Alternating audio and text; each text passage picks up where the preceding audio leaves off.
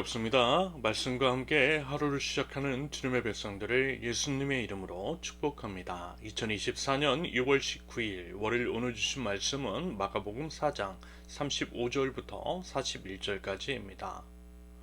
그날 저녁이 되었을 때에 예수께서 제자들에게 말씀하셨다. 바다 저쪽으로 건너가자. 그래서 그들은 무리를 남겨두고 예수를 배에 계신 그대로 모시고 갔는데 다른 배들도 함께 따라갔다.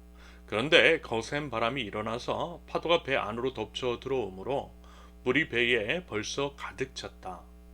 예수께서는 고물에서 베개를 베고 주무시고 계셨다.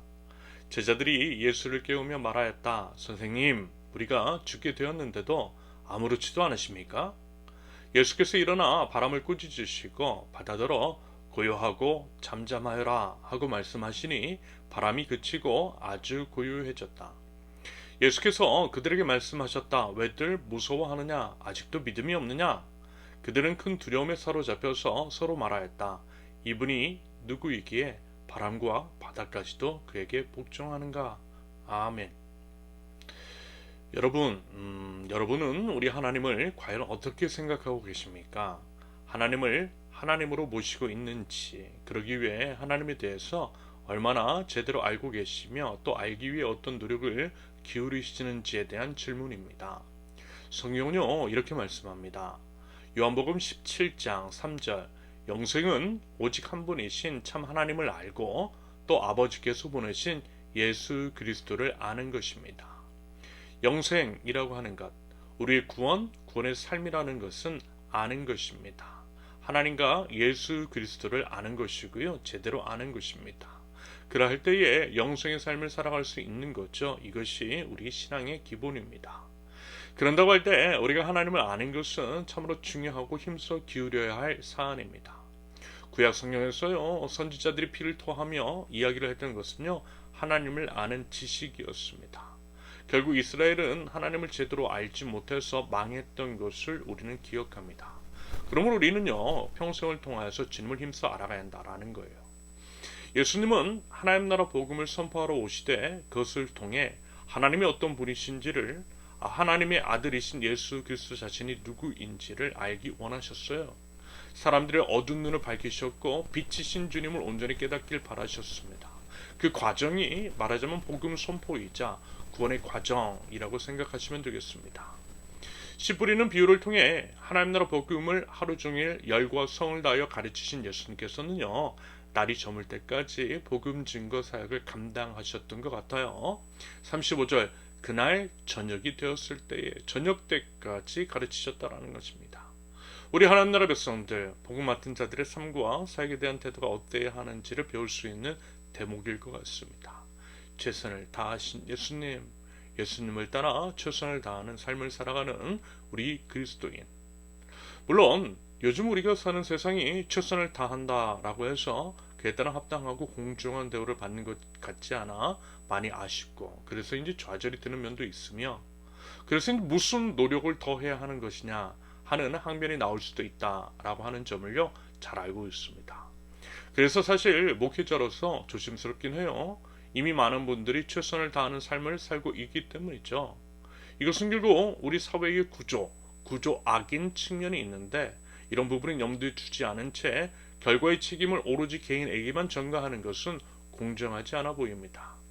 그래서 어떻게 하면 노력에 대한 공정한 결과를 보답받을 수 있는지 그리고 이제 공정하지 않은 출발선, 기울어진 운동장을 어떻게 감안하고 배려하고 조정하고 도울 수 있는지 등등에 대해서도 우리 한번 생각해 보면 좋겠습니다. 그런 가운데에 모든 것을 우리 예수님께 하듯 하는 성실한 삶의 모습을 보이는 저와 여러분들이 될 수 있기를 바랍니다. 아무튼 예수님은요 저녁이 될 때까지 하나님 나라 복음 사역을 다 마치신 다음에 배를 타시고 갈릴리 바다 맞은편으로 이동하셨어요. 완전한 하나님이시지만 또 완전한 인간으로 오신 예수님께서는 아무래도 하루 종일 사역을 하셨기 때문에 피곤하셨을 것 같아요. 완전한 인간이 되셨기 때문에 겪는 인간의 육체적 피로라고 생각할 수 있겠습니다. 특별히 이렇게 이제 완전한 인간으로 오신 이유, 그래서 인간이 느낄 수 있는 신체적인 변화 같은 것들을 몸소 겪으신 이유는요. 결국 예수 그리스도의 구속 사역과 연결지어를 생각해 볼 수 있는 부분이겠습니다. 한마디로 우리의 죄를 짊어지시고 그 대가를 치르시기 위함이라는 거죠. 인간의 몸을 입고 오셔서 인간으로서 당할 수 있는 모든 고통, 고초, 그리고 결국 이제 죽음까지도 온전히 겪으시기 위해서 말하자면 완전한 인간이 되신 예수님이십니다. 여러분, 이런 것들을 안다면 예수님께서 느끼신 피로감 같은 것들도 은혜가 돼요. 여러분, 그렇지 않습니까? 안 그러셔도 되는데, 굳이 안 그러셔도 되는데, 나 한 사람 살리시겠다고 그런 수고로움과 번잡함 같은 것들을 다 겪으신 하나님이신 예수님이심을 기억하시기 바랍니다. 그 주님 생각하면요, 은혜가 될 수밖에 없고요. 그래서 힘을 낼 수밖에 없는 것이겠죠. 이런 이유로 더더욱 주님을 알게 힘쓰고 제대로 알아야 한다라고 말씀을 드린 것입니다. 주님을 알 때에 은혜는 훨씬 더 커지는 법입니다. 아무튼 갈릴리 바다를 건너가시는데 큰 광풍이 일어났습니다. 예수님과 제자들이 탄 배는 이리저리 흔들리고 그로 인해서 배 안에 있던 사람들은 무서워했어요. 그러면서 예수님을 깨우죠. 잠만 자지 마시라는 그런 의미일 것 같아요. 그랬을 때 예수님께서 일어나셔서 바람을 꾸짖으시니 바람이 그치고 바닷물도 배도 잠잠해졌다라고 합니다. 그러면서 예수님께서 제자들의 믿음을 탓하셨다라고 하는 것, 그리고 자연의 현상마저도 다스리시는 예수님에 대한 경외감이 제자들에게 이제 들었다라고 하는 것이 오늘 본문의 대략적인 내용입니다. 여러분 어떻습니까? 오늘 본문을 보면서 어떤 생각이 드세요? 물론 이제 제자들이 과연 예수님은 어떤 분이신지, 다시 말해서 예수님이 하나님의 아들이시라는 것을 알기에는 조금은 부족한 시간일 수도 있겠어요.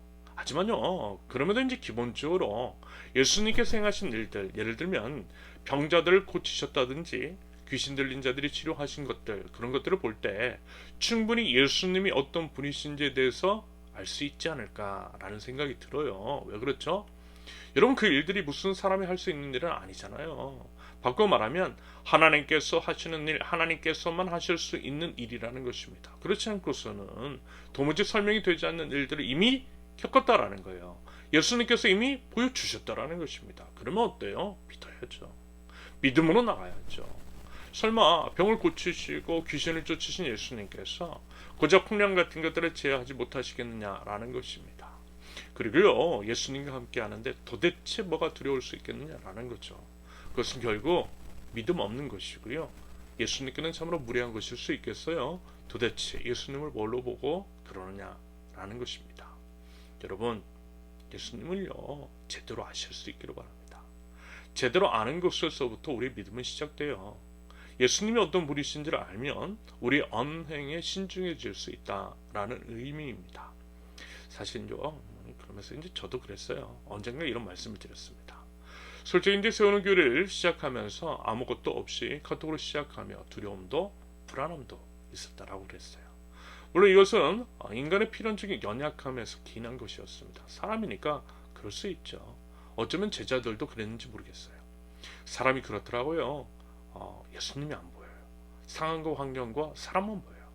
그런데 어때요? 그것들이 늘 변하잖아요. 배가 흔들리는 것처럼 상황과 환경과 사람도 이리저리 흔들려요. 흔들리는 것들에 시선을 고정시키니 내 마음도 이리저리 흔들리는 거예요. 그런데 1년이 딱 지나고 나서 이 확신이 왔어요. 예수님이 함께 하시는구나. 정말 함께 하시는구나. 예수님과 함께라면 예수님께서 책임져 주시는구나. 예수님을 바라보면 되는 거구나. 이런 생각이 들었어요. 그래서 지금은요, 저희 부족함 때문에 부끄러운 곳은 있어도 두렵거나 불안해하지는 않습니다. 그러면서 자꾸만 예수님께 시선을 맞추고 있어요. 예수님이 어떤 분이신지, 어떤 능력을 행하셨는지를 떠올려 봅니다. 그러면 어느 순간 마음 가운데 평안이 오더라는 것입니다. 잠잠해진 갈릴리 바다처럼 그런 평안을 우리 주님께서 주시더라는 거예요. 여러분, 우리 주님 바라보실 수 있기를 바랍니다. 내 마음이 흔들리고 있다면 주님을 보지 않고요, 넘실대는 바닷물만 봐서 그런지 모르겠어요. 바닷물, 상황, 환경, 사랑, 그 외 다른 것들의 시선을 거두고요, 예수님께 시선을 두자고요. 그러면 거센 풍랑 속에서도 평안 가운데에 잠을 잘 수 있는 은혜를 허락하시는 우리 주님을 경험하게 될 줄로 믿습니다. 부디 그 믿음 가지고 우리 주님께 한 걸음 더 나아가고요, 믿음을 붙들며 나아갈 줄 아는 하나님 나라의 백성들, 저와 여러분들 모두 되실 수 있기를 예수님의 이름으로 축원합니다. 함께 기도합니다. 자연 만물까지도 다스리시는 주님, 온 우주의 왕이신 하나님을 바라봅니다. 하나님을 더욱 알게 하시되 제대로 알게 하시고 바른 알물 통해 바른 삶으로 바르게 반응할 줄 아는 믿음의 백성들 저희 될 수 있도록 우리 하나님 인도하여 주시옵소서. 주님께만 시선을 두기를 원합니다.